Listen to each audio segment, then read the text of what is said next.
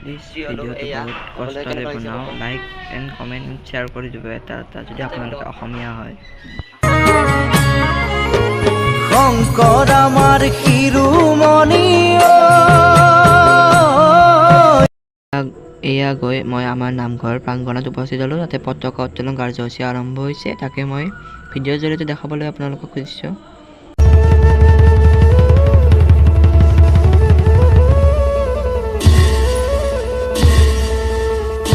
কৃষ্ণায়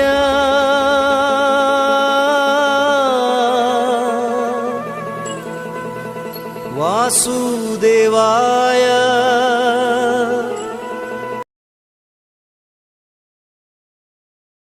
শ্ৰীমন্ত শংকৰদেৱে ১৪৪৯ চনত নগাঁৱৰ আলিপুখুৰীত জন্ম হয়। তেওঁ এগৰাকী ধৰ্ম প্ৰচাৰক, সমাজ সংগঠক, সুগায়ক, নৰ্তক, অভিনেতা, কবিৰ লগতে চিত্ৰকৰ আছিল। শংকৰদেৱৰ সৰু অৱস্থাতে পিতৃ মাতৃৰ বিয়োগ ঘটাত বুঢ়ীমাক খেৰসূতীয়ে তেওঁক পালন কৰে। সৰুতে তেওঁৰ পঢ়া শুনাত বিশেষ ধাউতি নাছিল। খেল ধেমালিতে কাল কটোৱা শংকৰদেৱক ১২ বছৰ বয়সত বুঢ়ীমাকে মহেন্দ্ৰ কন্দলী নামে অধ্যাপক এজনৰ তলত নাম লগাই দিয়ে। বিদ্যা শিক্ষা আৰম্ভ কৰিয়ে শংকৰে অ আ ক খ শিকিয়ে ভগৱান শ্ৰীকৃষ্ণৰ ভক্তি বিষয়ত কবিতা কৰতল কমল ৰচনা কৰি সকলোকে অভিভূত কৰে। ইয়াৰ পিছত অধ্যাপক কন্দলীয়ে শংকৰক দেৱ উপাধি প্ৰদান কৰে আৰু সকলোৰে ওপৰত অজাছাত্ৰ পাতে। তেওঁ এজন ধীৰ স্থিৰ গুণী জ্ঞানী ব্যক্তি হৈ সকলোৰে বিদগ্ধ পণ্ডিত হৈ পৰে। প্ৰায় ১৭ বছৰত শংকৰদেৱে তেওঁক ঘৰলৈ উভতি আহে। ১৪৭০ চনত শংকৰদেৱে প্ৰথম হৰিবৰগিৰিৰ কন্যা সূৰ্যৱতীৰ লগত বিবাহত আবদ্ধ হয়।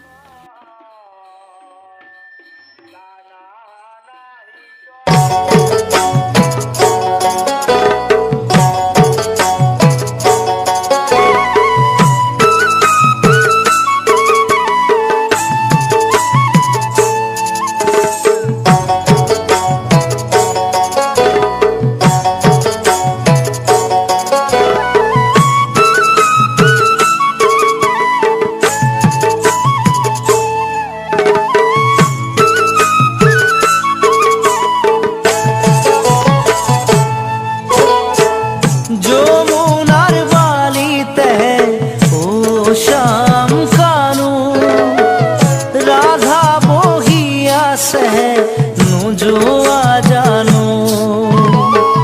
যমুনার বালিতে ও শ্যাম কানু রাধা বহিয়াছে।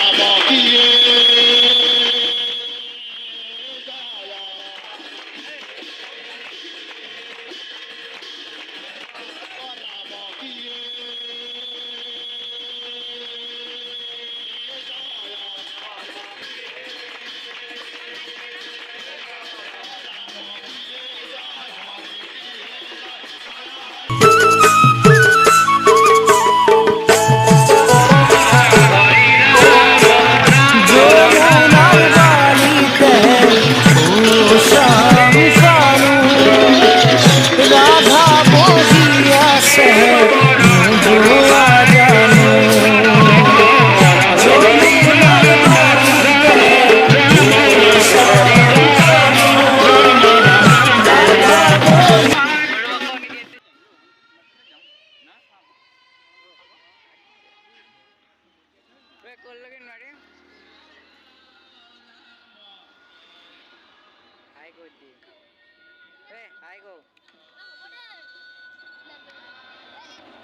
মন্ত শঙ্কৰে পাৰ ভাঙি কিনো মায়া তোমাৰ প্ৰভু কিনো মায়া কিনো লীলা তোমাৰ কিনো লীলা মায়া তোমাৰ প্ৰভু।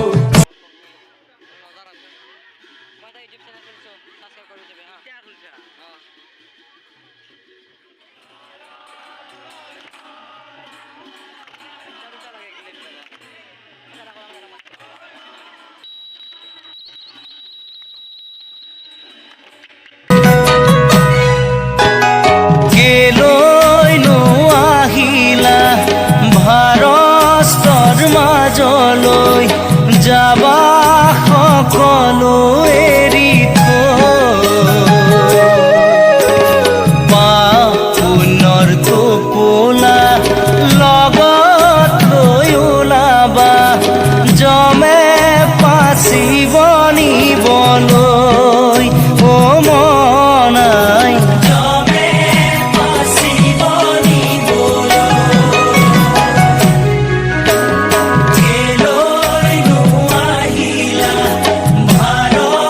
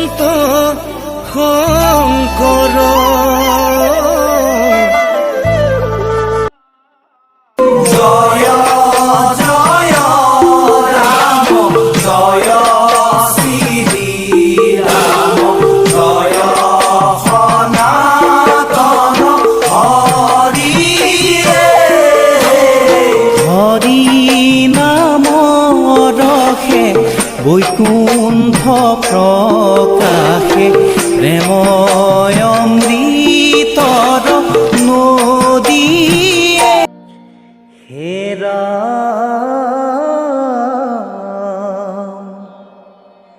শ্ৰীমন্ত শংকৰ হৰি ভকতৰ